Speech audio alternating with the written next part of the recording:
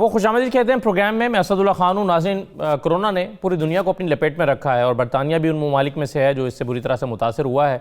अब तक की इत्तलात के मुताबिक 17,000 से ज़्यादा अफराद इस मरज़ में मुब्तला हो चुके हैं और 1,000 से ज़ायद अफराद की मौत हो चुकी है। पूरा बरतानिया जो है वो एक तरह से लॉकडाउन है और सिर्फ अशिया ज़रूरिया की दुकानें जो हैं वो खुली हैं और बाकी सारी जो मार्केट हैं, दुकानें हैं, वो बंद कर दी गई हैं। कारोबार बुरी तरह से मुतासर हो चुके हैं और जो मामूलात ज़िंदगी है वो बुरी तरह से मुतासर है। लेकिन इसका ये इक़दाम बरतानिया में भी बहुत सारे ममालिक की तरह इसलिए किया गया है इस तरह से ताकि इसके फैलाव को रोका जा सके। अब वहाँ पर मजबूरी तौर पर क्या सूरत हाल है, हुकूमत ने किस तरह से जो इक़दाम उठाए हैं उससे किस हद तक काबू पा लिया है, लोग उस पर कितना अमल कर रहे हैं, ये तमाम चीज़ें हैं जिस पर आज हम गुफ्तगू करना चाहते हैं। और फिर बरतानिया शहरी हैं, वहाँ के मौसम के अतबार से उनके अंदर जो इम्यूनिटी है उसका लेवल क्या है, उस इम्यूनिटी को इम्प्रूव करने के लिए क्या किया जा सकता है। डॉक्टर साहिबान से हम बात करेंगे और ज़रा देखेंगे कि बरतानिया में क्या इक़दाम हो रहे हैं, क्या इक़दाम लोगों को अपने तौर पर अपने फ़ायदे के लिए उठाने चाहिए। मेरे साथ डॉक्टर गुलाम मुर्तज़ा साहब मौजूद हैं, जनरेशन है लंदन से हमारे साथ हैं। डॉक्टर साहब बहुत शुक्रिया, खुशामदीद कहते हैं आपको। डॉक्टर मोहम्मद तुफ़ैल साहब हमारे साथ मौजूद हैं, पल्मोनोलॉजिस्ट हैं। डॉक्टर साहब आपको भी खुशामदीद, बहुत शुक्रिया। गुलाम हुसैन अवान साहब हमारे साथ मौजूद हैं, आप ब्यूरो चीफ़ हैं यूके के। गुलाम हुसैन अवान साहब आपका भी बहुत शुक्रिया। सबसे पहले मुझे गुलाम हुसैन अवान साहब ज़रा एक तस्वीर खींच दीजिएगा बरतानिया की इस वक्त क्या है। जो फिगर्स मैंने बताई हैं क्या यही तादाद है, मुसद्दिका तौर पर इसमें इजाफा तो नहीं हुआ और ख़तरे की बात है अभी भी बरतानिया में, या जो इक़दाम उठाए गए हैं उसके नतीजे में इसको कंट्रोल करने में हुकूमत कामयाब हो गई है? तो क्या मजबूत तौर पर सूरत हाल है यहाँ बरतानिया में? बहुत शुक्रिया आपका असद। बिल्कुल जो आपने फिगर्स दिए हैं अब तक के दादोशुमार के मुताबिक ऐसा ही है। 1,000 से ज़ायद जो है वो अफराद इसमें जामक हो चुके हैं, जबकि 17,000 से ज़ायद जो है वो इसके अंदर जो रजिस्टर्ड जिनके रिजल्ट पॉजिटिव आए हैं वो हैं। मैं आपको बताऊं कि बरतानी गवर्नमेंट जो है वो रोज़ जो है वो इस बारे में एडवाइजरी भी जारी करती है और अपने जो शहरी हैं उनको इस बारे में इतला भी देती रहती है कि हमें मज़ीद क्या करना चाहिए और उनको ज़हनी तौर पर जो है वो आने वाला जो थोड़ा सा मुश्किल वक्त है उसके लिए तैयार भी कर रही है। गुज़श्ता रात भी जो है वो बरतानवी ऑफिशियल्स हैं उन्होंने ब्रीफिंग देते हुए ये कहा कि कुछ मुश्किल वक्त अभी और आ रहा है, चूंकि ये जो पीरियड चल रहा है स्पेशली कहा जा रहा है कि जो 3 अप्रैल तक है इसमें जो है ये शरह मजीद बढ़ सकती है। जिस तरीके से अमवात की शरह है या जिस तरीके से लोग इसके अंदर जिनके रिजल्ट पॉजिटिव आ रहे हैं ये इनकी तादाद बढ़ सकती है। उसके बाद जो है जो लोग इस वक्त घरों के अंदर लॉकडाउन के अंदर हैं, अपने घरों के अंदर स्टे कर रहे हैं, उसके जो रिजल्ट हैं या उसके बाद पता चलेगा कि ये कितना जो है वो फायदामंद हुआ है। और बज़ाहिर तो बहुत बड़ी तादाद के अंदर जो है वो लोग इसको ओबे कर रहे हैं और घरों के अंदर से भी काम कर रहे हैं और गैर ज़रूरी तौर पर नहीं निकल रहे। लेकिन फिर भी हम देख रहे हैं कि गुज़श्ता रोज़ जो है वो जब लोगों ने ज़रूरती ज़िंदगी बड़े बड़े स्टोर्स के सुपर स्टोर पर जब लेने जाते हैं तो वहाँ पर हम देख रहे हैं क्यूज़ भी लगी हुई हैं। बेशक वो क्यूज़ ऐसी होती हैं कि आप एक जो शख्स है वो दूसरे से 8-10 फीट के फासले पर खड़ा होता है, लेकिन फिर भी जो है वो ये हमें देखने में आ रहा है कि लोग जब ज़रूरत ज़िंदगी लेने के लिए जाते हैं तो उनको काफ़ी मुश्किलात का भी सामना है।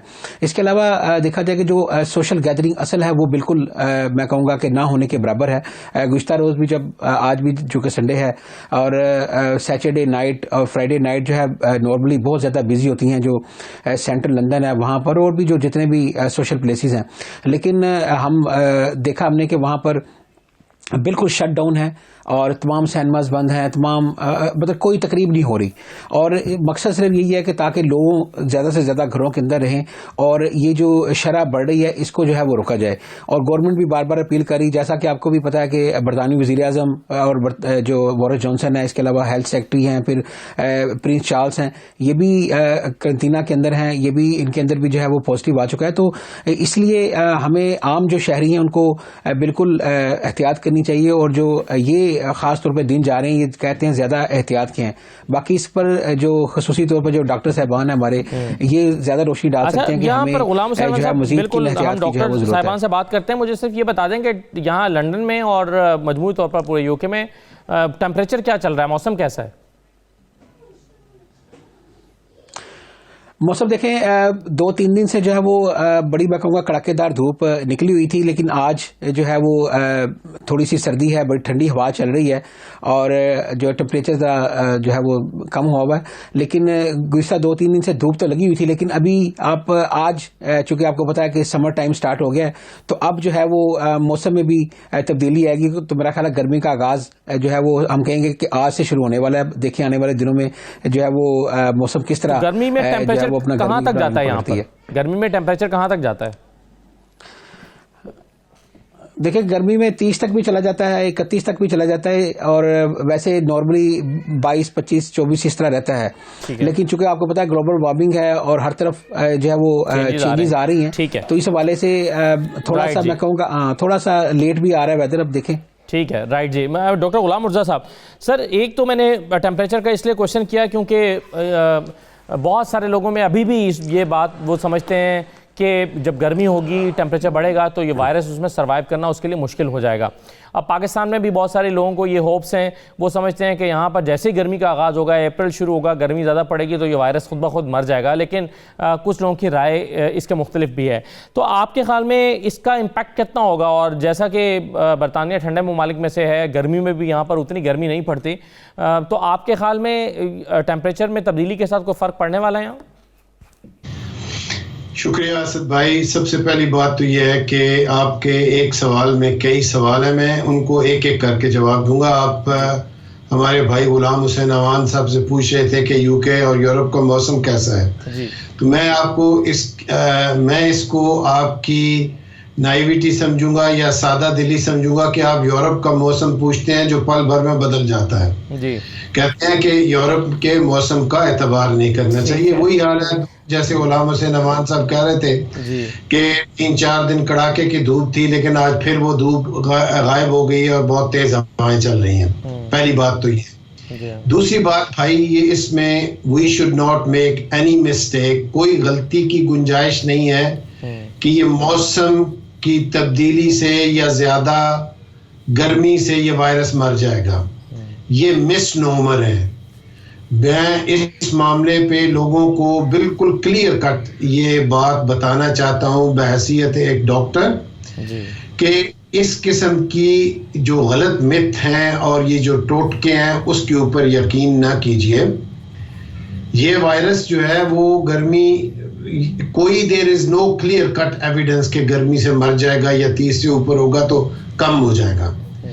सिर्फ एक ही चीज है जिससे ये कम होगा, जिससे ये कर्टेल होगा, वो है सोशल डिस्टेंसेस और एक दूसरे से फासला और घरों के अंदर महदूद होकर रहने। अगर आपने इस वायरस को, इस वबा को महदूद करना है तो घरों में महदूद हो जाइए और अपने हाथों को अच्छे तरीके से धोइए और 20 सेकंड तक साबुन से धोइए, अपने आप को डिसइंफेक्टेंट कीजिए।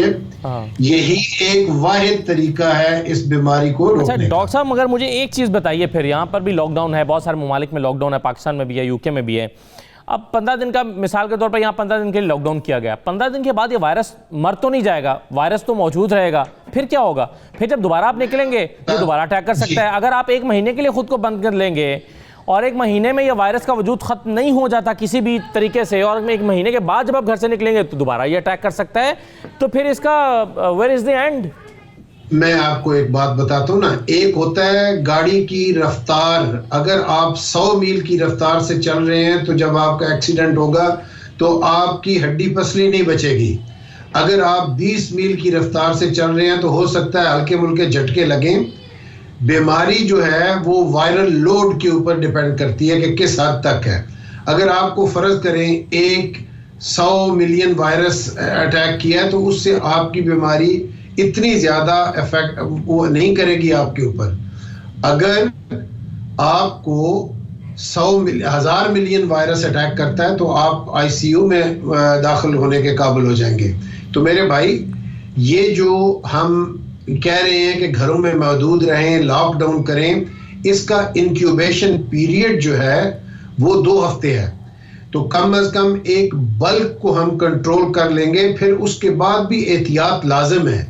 मैं ये नहीं कह रहा कि 2 हफ्ते आप लॉकडाउन करने के बाद इस वायरस को बिल्कुल ख़त्म कर दें। पहली बात तो यह है कि वायरस है ही नया, इसके बारे में ना ही इसका कोई इलाज है और ना ही इसकी अभी कोई वैक्सीन है। बड़े हौसला अफजा नताइज आ रहे हैं, इंशाल्लाह वैक्सीन भी निकल आएगी और इसके साथ साथ इसकी दवाई भी निकल आएगी। लेकिन इस वक्त कोई भी इससे जो एहतियाती तदाबीर है वो यही है कि घर के अंदर महदूद रह जाए और सोशल डिस्टेंसिंग की जाए।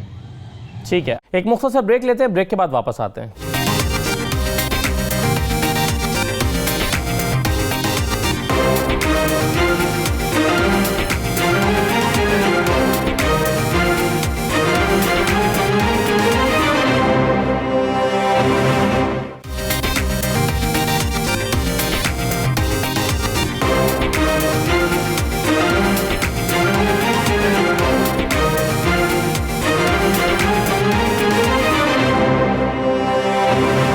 ब्रेक के बाद आपको दोबारा खुशामदीद कहते हैं। डॉक्टर तुफैल साहब, ये वैक्सीन का भी जिक्र किया डॉक्टर गुलाम मुर्तज़ा ने। अभी कुछ अरसे में इस काबिल तो हम हुए हैं कि कुछ किट्स जो हैं वो या कुछ इस तरह से स्टेप्स में देख रहा था कि एक तो है ना बड़ी मशीनरी जिसके तहत आप इसका टेस्ट करते हैं, जिसमें ख़र्च भी ज़्यादा आता है, वो मशीन महंगी भी है। लेकिन अब इस पे घर पे करने वाला टेस्ट के लिए भी शायद छोटी जो किट्स हैं वो भी तैयार हो रही हैं। तो ये तो चलें हो गया, ये भी एक कामयाबी इसको भी कहना चाहिए। लेकिन वैक्सीन तैयार करने के कोई इम्कानात पैदा हो रहे हैं, मेडिसिन इसके पैदा हो जाए कुछ अरसे में, इसके इम्कानात हैं? जी शुक्रिया। जहाँ तक वैक्सीन का ताल्लुक है तो इस तरह के वायरस के खिलाफ वैक्सीन तैयार करने में महीने लगते हैं जी। तो जितनी भी अभी तक आलमी सतह पे कोशिशें हो रही हैं वैक्सीन बनाने में, उसमें मेरा नहीं ख्याल कि हम वैक्सीन तैयार कर पाएंगे before the end of this year. तो इसलिए जैसे डॉक्टर गुलाम मुर्तज़ा ने फरमाया कि यहाँ पे मेन चीज जो है वो सोशल डिस्टेंसिंग की ही आती है इस वक्त, और वैक्सीन जब आएगी definitely that will have major impact. लेकिन जब तक वैक्सीन नहीं है उससे सोशल डिस्टेंसिंग ही एक वाहद और मेन हथियार है हमारे पास जी। और यहाँ पे मैं एक और बात अर्ज करता जाऊँ जी कि ये जो वायरस है ये कोरोना वायरस फैमिली से ताल्लुक रखता है और इस तरह के वायरस पहले भी आते रहे हैं।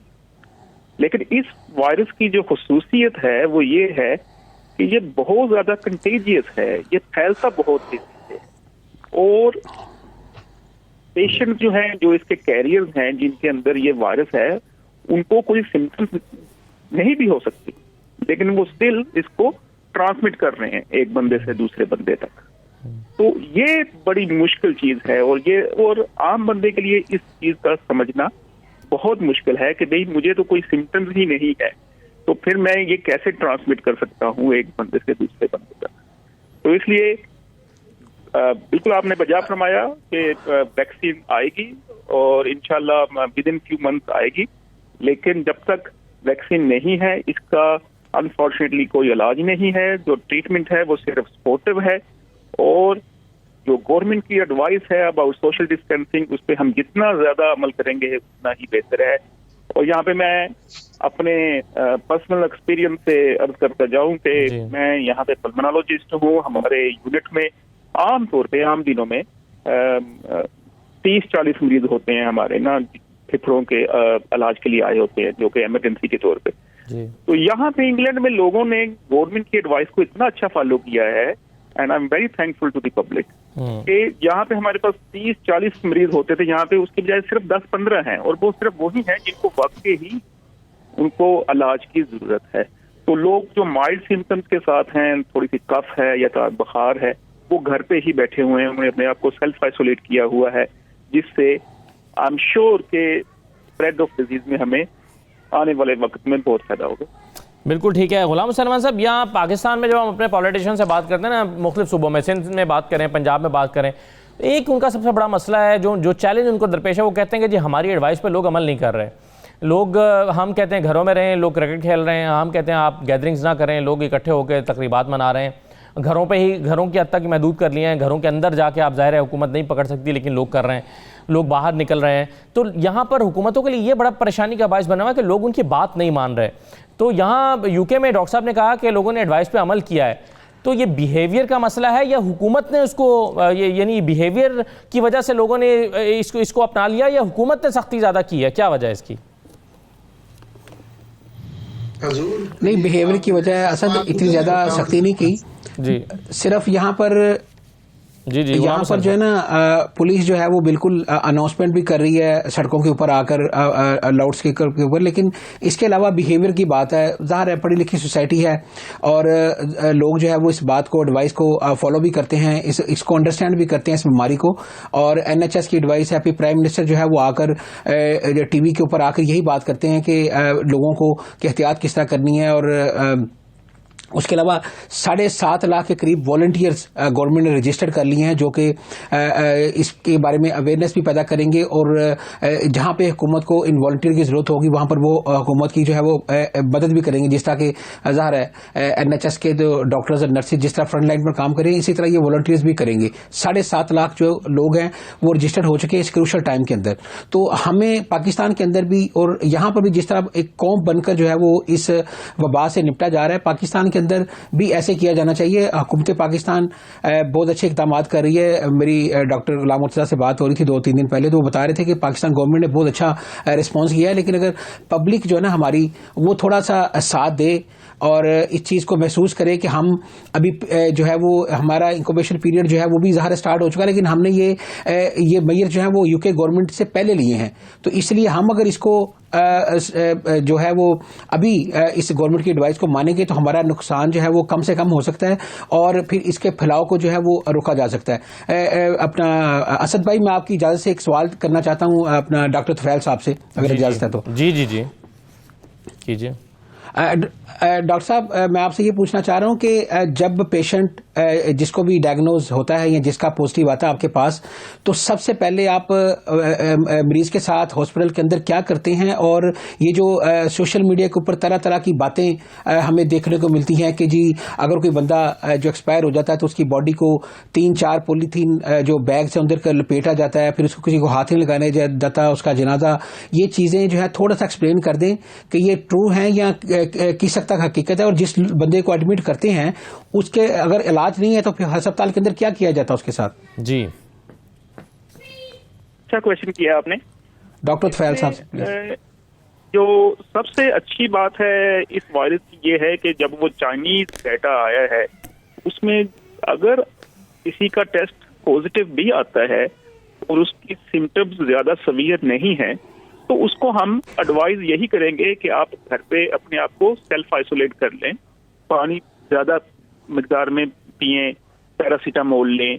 और 81% तक ये जो सारे मरीज हैं कोविड पॉजिटिव होने के बावजूद वो सारे खुद ब खुद ठीक हो जाएंगे 2 हफ्ते के अंदर।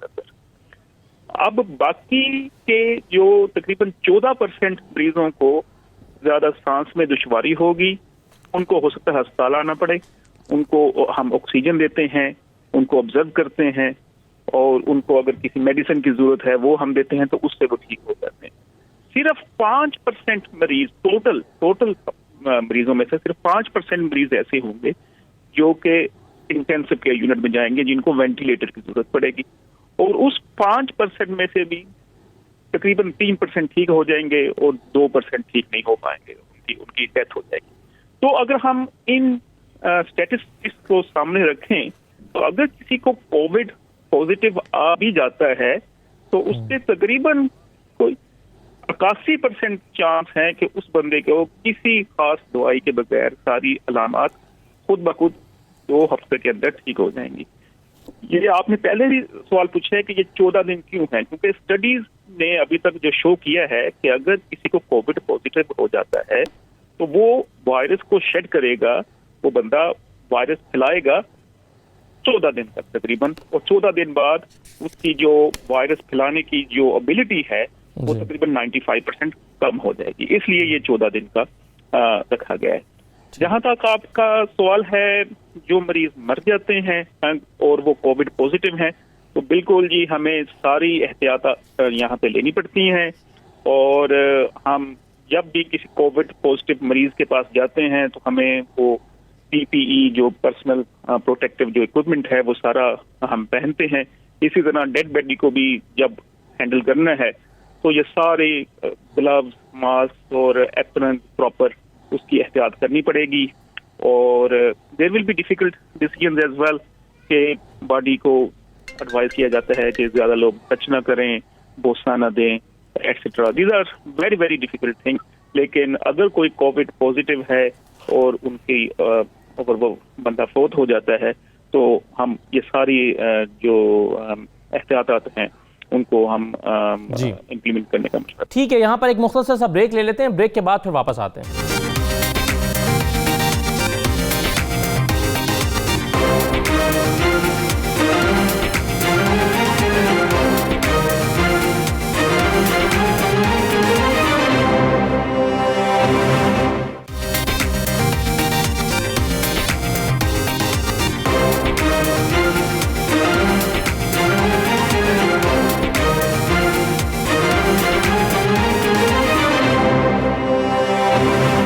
ब्रेक के बाद आपको दोबारा खुशामदीद कहते हैं। डॉक्टर गुलाम रज़ा साहब, आप ऐड करना चाह रहे थे इसमें?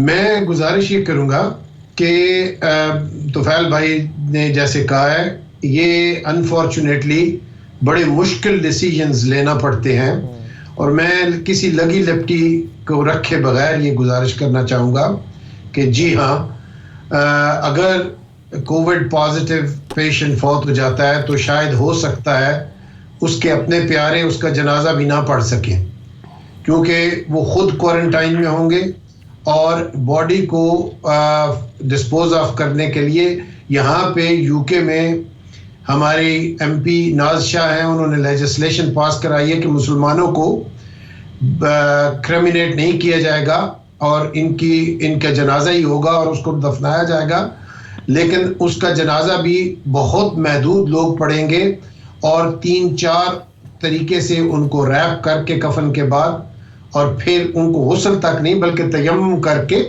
उनको दफनाया जाएगा। तो ये बहुत मुश्किल डिसीजंस हैं, इसलिए हमारी ये गुजारिश है यहाँ के लोगों को भी और पाकिस्तान के लोगों में भी कि गवर्नमेंट की हदायत को सुने। ये कोई मजाक नहीं है, इसमें आप इस हद तक भी नुकसान हो सकता है कि आप शायद अपने बुजुर्गों का जनाजा भी ना पढ़ सकें। लिहाजा बुजुर्गों से दूर रहें, उन्हें आइसोलेशन में रखें, जितनी ज़्यादा एहतियात हो सकती है। आगे गुलाम हुसैन साहब ने कहा था कि जी यहाँ पे लोग सुनते हैं गवर्नमेंट की बात, यहाँ पे गवर्नमेंट का कहने का अंदाज एक है और वो बिल्कुल क्लियर मैसेजेस देते हैं। अनफॉर्चुनेटली पाकिस्तान में मुख्तलिफ सूबों की गवर्नमेंट और वफाकी हुकूमत वो एक पेज पे नहीं है। Their message is not synchronised. अगर वो एक मैसेज दें और क्लियर कट करके बताएं, कोई लॉकडाउन का हामी है, कोई नहीं हामी, कोई कहता है कर्फ्यू लगा दें, कोई कहता है ना लगाएं। देखें, सिंपल सा मसला है कि अगर ये वायरस के खिलाफ एक आवाज हो के पूरी कौम मुत्तहद हो के इससे नहीं बचेगी तो आप सोच भी नहीं सकते कि इसका कितना डिजाइन। मैं कोई खुदा ना खास्ता कोई नेगेटिव नहीं बात कर रहा, लेकिन मैं हकीकत पसंदी के ऊपर या आपको ये बात बता रहा हूँ। डॉक्टर साहब, आपके ख्याल में वैसे ये जिस हद तक इक़दाम पूरी दुनिया में किए गए हैं, इसके बाद अभी आने वाले दिनों में ये जो इस वक्त 14 डेज़ का पीरियड चल रहा है, इसके बाद की मैं बात कर रहा हूँ, ये बढ़ेगा या कम होगा? इसके स्प्रेड होने के चांसेस हैं, ये कम होने जा रहा है? इसका डाउनफॉल शुरू हो गया है, अभी होना है? नहीं, अभी हम पीक का इंतजार कर रहे हैं अनफॉर्चुनेटली। अच्छा, हाँ, ये बात बिल्कुल क्लियर कट रखें। देखिए, मैं आपको एक बात बताता हूँ, जितना जल्दी लॉकडाउन शुरू हो जाएगा, जितना जल्दी सोशल डिस्टेंसिंग शुरू हो जाएगी, उतना ही जल्दी इस वायरस को कर्टेल किया जाएगा। आप देख लें ये, और इसमें थोड़ा सा फिर एजुकेशन का मसला आ जाता है। जहाँ पे लोगों को शऊर है, यहाँ पे लोगों को शऊर है और लोगों ने जल्दी फैसले ले लिए हैं, वहाँ पे वायरस कम हो रहा है। अब मैं अगले दिन एक शायद आपके चैनल की खबर थी कि चकवाल एक डिस्ट्रिक्ट है, मेरा जो डिस्ट्रिक्ट है, उसमें अभी तक एक केस भी रिपोर्ट नहीं हुआ, क्योंकि वहाँ पे इंतज़ामिया और सियासी जो वर्कर्स हैं, सियासतदान हैं, सारे एक पेज पे आके उन्होंने एक दिन और इवन उलमाए कराम भी, यहाँ पे तो मसाइल ये है कि उलमा मस्जिदों में अभी तक फतवे दे रहे हैं कि जाके नमाजें पढ़ें। वहां पे सब ने एक पेज होके लॉकडाउन किया है और अल्हम्दुलिल्लाह चकवाल में अभी एक केस भी कोरोना का नहीं नमूदार हुआ। तो ये डिफरेंस है भैया, ये अभी पीक आएगी और इस पीक से बचने का तरीका सिर्फ ये है कि इसको महदूद किया जाए और अपने आप को घरों के अंदर रखा जाए। जी अच्छा, डॉक्टर मोहम्मद तुफैल साहब ये बताइए कि घरों में लोग रहें, घरों में लोग रहते हुए घर के अंदर भी क्या कुछ एहतियातें हैं जो करनी है उन्हें, और साथ में ये भी बताइएगा कि कौन सी ग़िज़ाएं उनके लिए लेना मुफीद है, क्या खाना चाहिए उन्हें और क्या नहीं खाना चाहिए आजकल। बिल्कुल जी, जब आप आइसोलेट कर रहे हैं घर में तो कोशिश करें कि एक दूसरे से भी तकरीबन 2 मीटर का फासला रखें, और जितनी भी सरफेसेस हैं घर पे उनको सफाई का खास ख्याल रखें। फॉर एग्जांपल ये जो डोर्स के जो हैंडल हैं उनको किसी एंटीसेप्टिक सोल्यूशन से साफ करें, अपने सोफा वगैरह को सबको साफ रखें, एक दूसरे से मेल मिलाप जितना कम कर सकते हैं उतना कम रखें, बाथरूम की सफाई रखें।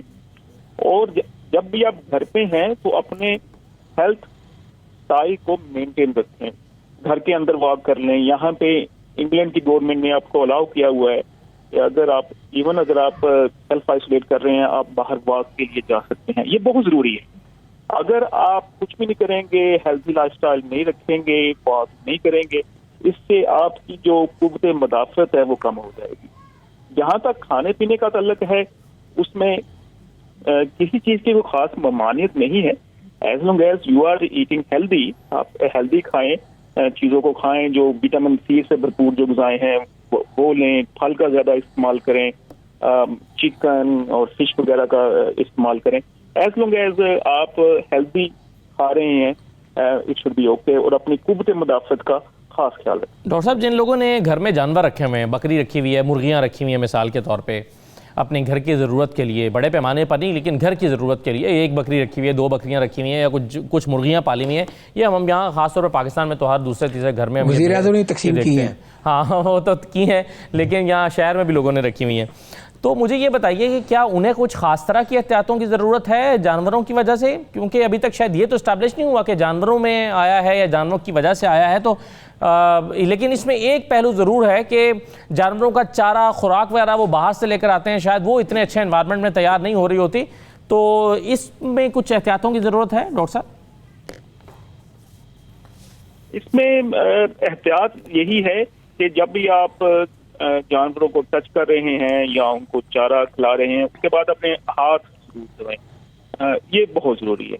और जानवरों से इनिशियली ये जो कोरोना वायरस फैला है ये चमगादड़ों से फैला है चाइना में, तो इसके अभी तक ये तो नहीं है अभी कोई एविडेंस के ये गाय, भैंस या बकरी से फैल रहा है, लेकिन ये हो सकता है कि एक बंदे को कोविड है इंसान को, उसने एक किसी बकरी को टच किया है और अपने हाथ नहीं धोए और फिर कोई और बंदा जाके उस बकरी को टच कर लेता है और उससे जो वायरस है वो अक्वायर कर लेता है या उसको वो वायरस लग जाता है। इस तरह बिल्कुल ये हो सकता है। तो जानवरों की जितनी सफाई का ख्याल रख सकते हैं उनका भी रखें, और जब भी आप जानवरों को हैंडल कर रहे हैं, उनको चारा खिला रहे हैं या उनका वो मुर्गियों के अंडे इकट्ठे कर रहे हैं या दूध धो रहे हैं, तो उसके बाद अपनी सफाई का खास ख्याल रखें और हाथ जितनी मरतबा धो सकते हैं प्लीज करें। ठीक है। अच्छा गुलाम हुसैन अमान साहब, मुझे बात यह है कि जी जी अंदर हो या घर के बाहर हो, जानवर हो या इंसान हो, जी फासला बिल्कुल रखना ही सबसे अहम बात है, इंसानों के दरमियान भी और बेशक जानवर। जैसे डॉक्टर तुफैल ने कहा कि हाथ धोने बहुत ज़रूरी हैं, किसी चीज़ को भी टच करें हाथ करें घर के अंदर, बल्कि मैं अक्सर ये कहता हूँ कि अगर यकजान और 2 कालब वाला मसला नहीं है तो बेशक दूर ही रहें। ठीक है, सही है। तो ये अब डॉक्टर साहब आपने बैनुल सुतूर तो कह दिया, लेकिन क्या इसमें फैमिली मेम्बर्स को भी फासले पर रहने की ज़रूरत है और जो स्पाउसेस हैं उन्हें भी क्या अलग रहना चाहिए, अलग बिस्तर पे सोना चाहिए? हुस्न को एहतियात लाजम है जी। हर नजर पारसा नहीं होती भाई साहब, जिंदगी अभी लंबी है, जिंदा रहेंगे तो प्यार मोहब्बत सब कुछ होता चलता रहेगा, फिलहाल एहतियात ही करें तो बेहतर है।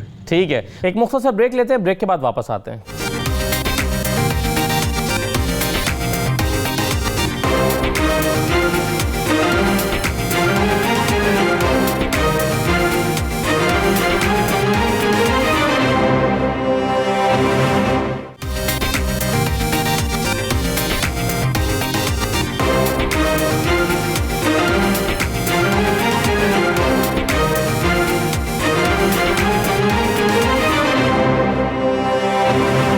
ब्रेक के बाद आपको दोबारा खुशामदीद कहते हैं। गुलाम हुसैन साहब, यहाँ पर प्राइम मिनिस्टर जो पहले दिन से रिलक्टेंट दिखाई दिए दो वजूहात के बिना पर।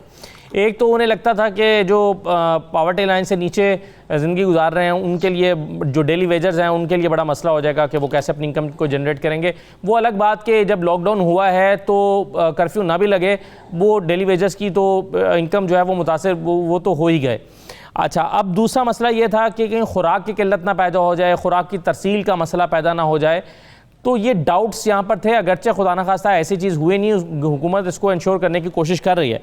मैं आपसे जानना ये चाहता हूँ कि इस तरह के डाउट्स क्या बाकी ममालिक में भी हैं, यूरोप में भी हैं, यूके में भी हैं, और उसके लिए भी क्या उन्हें स्पेशल ट्रीटमेंट करना पड़ी है, या इतना स्मूथली सिस्टम चल रहा है कि कोई डाउट ही नहीं है? नहीं, यहाँ पर खुराक का तो कोई डाउट नहीं है। लोगों ने स्टार्टिंग के अंदर पैनिक के अंदर आकर बहुत ज़्यादा जो है वो ओवर बाइंग की थी, ज़ख़ीरा अंदोज़ी भी घरों में कर ली, काफ़ी चीज़ें भी इकट्ठी कर ली। हाँ, ओवर बाइंग की थी, लेकिन मेरा ख्याल है इस वक्त इसकी यहाँ पर कोई किल्लत नहीं है, सिवाय कई जगह पर आपको सैनिटाइजर जो है वो उसकी शॉर्टेज है, या कई जगह पर ग्लव्स वगैरह या इस तरह की चीज़ें शॉर्टेज है, मिल वो भी जाती हैं। लेकिन खुराक के हवाले से जो है वो कोई ऐसा नहीं है। हर जगह पर जो स्टोर्स हैं छोटे वो भी खुले हुए हैं, इनके टाइमिंग ज़रूर चेंज किए गए हैं। इस तरह बड़े बड़े सुपर स्टोर्स हैं, वहाँ पर भी खाने पीने की जितनी ज़रूरी अशियाँ हैं वो सारी वहाँ पर अवेलेबल हैं। इस हवाले से तो प्रॉब्लम नहीं है। लेकिन जहाँ तक अब पाकिस्तान की बात कर रहे हैं, वहाँ पर देखें, हमारी जो ज़ाहिर है एक बहुत सारी बड़ी तादाद जो है वो बिलो द पॉवर्टी लाइन जो है वो ज़िंदगी गुजारती है, तो उनके लिए ज़रूर मसाइल पैदा होने का अंदेशा था। लेकिन जो भी लीड करता है कंट्री को, जैसे वज़ीर-ए-आज़म पाकिस्तान इमरान खान है, इनको इसका होमवर्क करके, और जो हमारी ज़कात कमेटी के लेवल पर जो एक मैकेनिज्म बना हुआ है लोगों को चेक करने का और लोगों का सारा सिस्टम करने का ना, उस लेवल पर आकर आप लिस्टें मरतब करें। और हमारे पाकिस्तान के अंदर साहिब सरबत भी काफ़ी लोग हैं, और मेरा ख्याल है कि अल्लाह ना करे ऐसा को हो कि कोई खुराक ना होने की वजह से या इसकी वजह से कोई बंदे मौत के मुंह में जाए, अल्लाह ना करे ऐसा हो। लेकिन गवर्नमेंट जो है वो ज़ाहिर ऐसे स्टेप्स लेती है, तो वो फिर मेक श्योर भी करती है कि हम जो है वो हमारे जो हर तबका है हमने उसको किस तरह से जो है हैंडल करना है। जिस तरह प्राइम मिनिस्टर साहब ने 2 दिन पहले टीवी पर आकर कहा कि हमारे पास जो फूड का वो कोई क्राइसिस नहीं है, तो उसके बाद से जो है वो लोग थोड़े से काम है कि हमें अगर हम रूटीन के मुताबिक भी चीज़ें लेते आएंगे तो हमें इस चीज़ की शॉर्टेज नहीं आएगी। और बरतानिया की यहाँ पर अभी आज की खबर है कि उन्होंने कहा है कि जून तक जो है वो लॉकडाउन जा सकता है।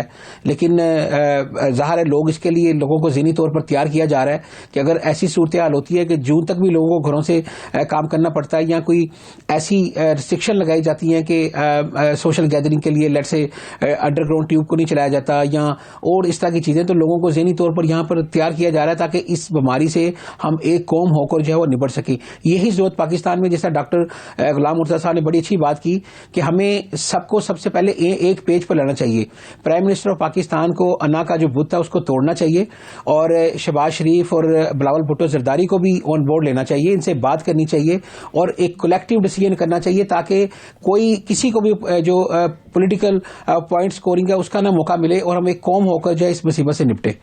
बिल्कुल सही है। अच्छा डॉक्टर तुफैल साहब, मुझे एक चीज़ बताइए कि जाहिर है इसकी जो अलामात बताई गई हैं, नज़ला, खांसी, बुखार, ये एक आम मामूली बीमारी की भी है, एक मौसमी बीमारी भी है। मौसम की तब्दीली के साथ भी हम देखते हैं खांसी और नज़ला हो जाता है। आप मुझे ये बताइए कि रूटीन के या मामूल के जो नज़ला ज़ुकाम है उसमें और ये जो कोरोना की अलामात हैं इसमें कैसे फ़र्क कर सकता है एक आम आदमी? हाँ जी, ये बहुत अच्छा क्वेश्चन किया आपने। तो ये जो वायरस है ये थोड़ा सा डिफरेंट है आम वायरस से, क्योंकि इसमें जो सबसे आम जो सिम्टम्स हैं, जो अलामत हैं, वो हैं बुखार और खुश्क खांसी। ये 2 मेन चीजें हैं जो इसमें होती हैं। इसके अलावा आपकी बैक में दर्द हो सकता है, सारे जिस्म में दर्द हो सकता है, भूख कम लग सकती है। हाँ, लेकिन डॉक्टर साहब ये जो अलामत है ना, जिसमें दर्द होना या बैक में दर्द होना, ये तो नॉर्मल बुखार की सूरत में भी होता ही है, पूरे बॉडी में पेन होता है, कमर में दर्द, ये तो शायद मामूल में भी होता है। बिल्कुल, तो मैं उस तरफ आ रहा हूँ। तो जैसे जो आम जो फ्लू होता है उसमें जैसा कि आपको पता है कि उसमें रनी नोज होता है, कि नाक बहना शुरू हो जाता है, गला खराब हो जाता है मरीजों का। ये जो चीजें हैं, मसलन अगर आपका नाक बह रहा है या गला खराब हो रहा है, ये कोरोना वायरस में बहुत कम है। तो ये मेन सिम्टम्स हैं। और पेचेस भी लग जाते हैं आम फ्लू में, जो आम फ्लू होता है, लेकिन इसमें कोरोना में पेचेस नहीं लगते। तो अगर किसी को नज़ला ज़ुकाम हो रहा है, पेचेस लगे हुए हैं या उनका गला खराब है, तो ये लेस लाइकली है कि कोरोना है।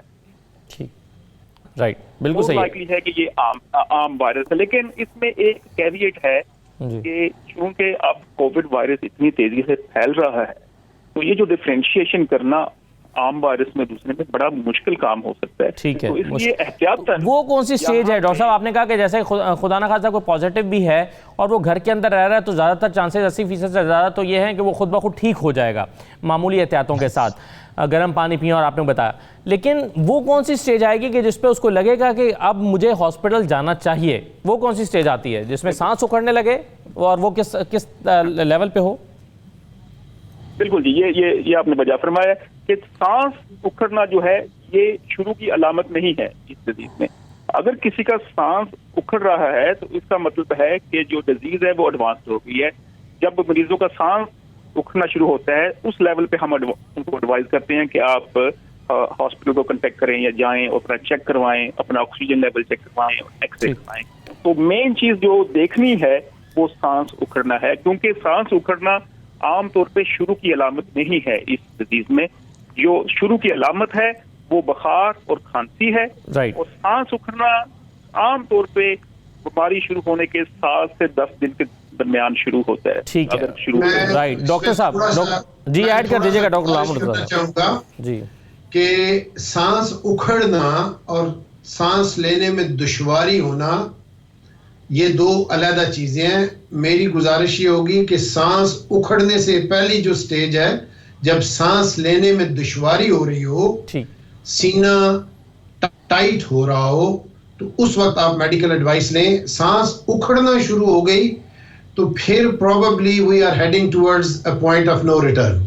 ओके, अच्छा, आप सही है। और सांस लेने में दुश्वारी है तो फिर फौरन मेडिकल एडवाइस पे जाना चाहिए, हॉस्पिटल जाना चाहिए। सांस में दुश्वारी, उस वक्त आपके ऑक्सीजन लेवल चेक होना चाहिए, या जैसे डॉक्टर तुफैल ने फरमाया कि उस वक्त फिर ऑक्सीजन लेवल चेक करा के ऑक्सीजन सपोर्ट चाहिए, या जैसे भी सैचुरेशन चेक करनी है। सांस लेने में दुश्वारी जो है वो अलामत है कि अब डिजीज बिगड़ती जा रही है।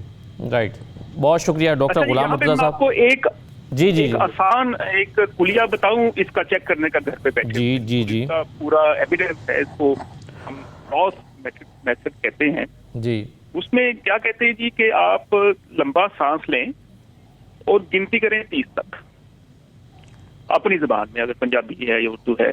अगर आप 30 तक गिनती कर लेते हैं सांस उखड़े बगैर, तो आपका ऑक्सीजन लेवल ठीक है।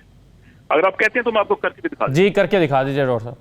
चले देखिए जी, ये मैंने सांस लिया 1 2 3 4 5 6 7 8 9 10 11 12 13 14 15 16 17 18 19 20 21 22 24 25 26 27 28 29 30। ओके, मेरा सांस नहीं उखड़ा तो मेरी ऑक्सीजन लेवल ठीक है। लेकिन इस दौरान अगर किसी का सांस उखड़ता है और बंदा 30 तक सांस ये गिनती नहीं कर सकता और बीच में सांस उखड़ जाता है, तो समझ लें आपका ऑक्सीजन लेवल कम। बहुत मुफीद मशवरा आपने दिया और बड़ी फीड टेस्ट आपने बताया डॉक्टर साहब, बहुत शुक्रिया आपका। डॉक्टर मोहम्मद तुफैल साहब, डॉक्टर गुलाम मुर्तज़ा साहब, गुलाम हुसैन नवान साहब, तमाम मेहमानों का शुक्रिया। इजाज़त दीजिए, अल्लाह हाफ़िज़।